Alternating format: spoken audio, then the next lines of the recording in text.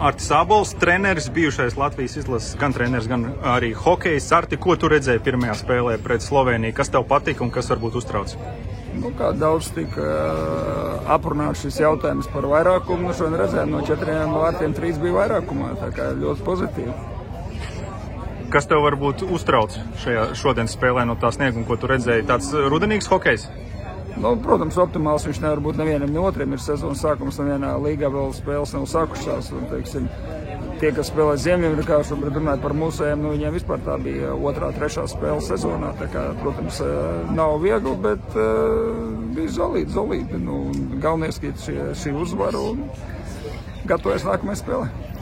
Kas ir šajos īsajos turnīros 4 dienās 3 spēles bez kļūdas iespējamības? Kas ir tas lielais, kā saturēt komandu, lai viņi nepārdegtu?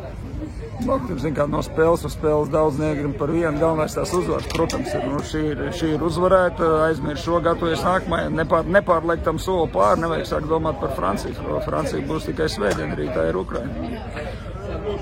Tu esi daudz spēlējis savā jaunībā pret Ukraiņiem. Ukraiņi toreiz bija arī augstākās līgas komanda, un tur bija cits hokejs. Tagad tas vairs nav tas droši vien līmenis, kas bija toreiz, bet komanda jāciena. Ko mēs varētu gaidīt no Ukraiņas? Tu redzēji pirmo spēli, vismaz kaut ko drusciņu? Jā, redzēju daļēji. Domāju, ka viņi būs tomēr konkrēti spējīgāki, jo pagājušajā nedēļā viņi ar 6-3 uzvarēja Ungārus.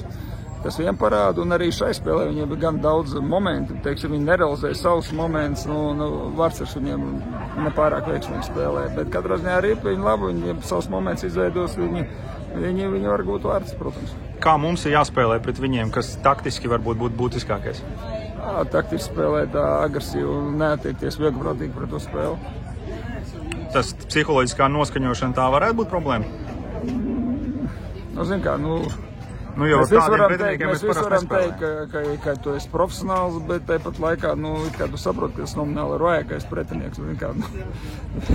Trenerim ir jāstrādā, vai ne, bet tāpat laikā nevar būt tā, ka spēlētājs sēž izgāzies un tagad gaida, kad treneris viņu motivēs un saka, ka spēlē. Gan jau, ka tā nav, vienkārši visi saprot, ka tas ir īstermiņa turnīrs, vajadzīgs 3 uzvaras, un es domāju, ka tur nevajadzētu būt kādam problēmām. Pēc līmeņa, protams, grūti salīdzināt valsts no valsts, bet ir apmēram poļi, ar kuriem mēs spēlējām pasaules čempionātā. Tagad poļi labāk. Ko tu redzi? Poļi, es domāju, ka ir labāk. Ne par vēl poļi spēlē augstākajā divīzijā, un Ukraiņi tur nespēlē. Jā, viņiem ir Mereško, viens labs aizsargs, kurš, teiksim, pirms kara vēl spēlē Krievijas augstākajā līgā rezultīvu aizpagājušā sezonā. Viņam bija Dānē ļoti rezultīvu, pagājušā bija Slovākija, un tagad viņš spēlē jau Čehijas ekstralīgā, bet tas ir viens spēlētājs augsts līmenis. Protams, tā ir klase zemāka komanda, bet, kā es teicu, jāciena jebkurš pretinieks. Vēl viena būtiska lieta, par ko runāja gan preses konferencē, gan arī spēlētāji, ir tas, ka ledus esot bijis ļoti mīksts jau pēc 5 nospēlētām minūtēm.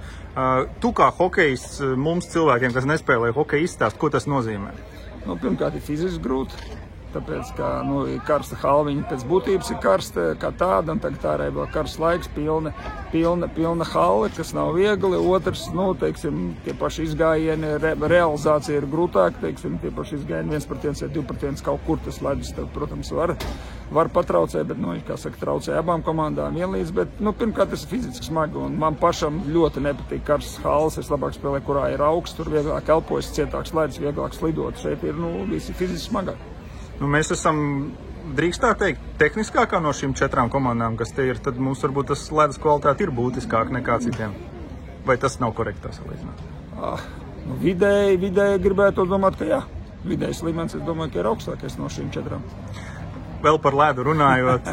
Bet viņš vienāds abiem. Tas ir skaidrs, to protams, arī Harrijs momentu realizēt ir grūtāk, teiksim, viens vēl moments, tur kaut ko tur izspēlēt. Šodien bija karsta diena, es sapratu, ka tas karstums arī ietekmē to, kāds ir ledus, ārējais. Un rīt būs vēl karstāks, rīt būs plus 30, bet ir pozitīvā ziņa tā, ka pret Franciju, kas ir, kam mēs visi gatavojamies kā izšķirošai lielai spēlē, tur būs plus 20. dienā, varētu būt labāks ledus. Tā kā labām komandām. Jā. Tā kā visām nodzīvosim, tad skatīsimies, ka būs tālāk. Kā tu esi apmierināts ar dēlu spēli, Rodrigo Ābolu? Labi. Vienmēr var labāk, protams, galvenais, lai viņš caur šo turnīru sagatavojas savam lielajiem notikumam un lai viņam izdodas. Viņš brauks NHL mēģināt uz Philadelphia Flyers, pareizi? Jā. Mēs turam īkšķus. Mums vajag vēl vienu hokejistu NHL, un lai izdodās gan tavi, gan viņa sapņi piepildās. Paldies!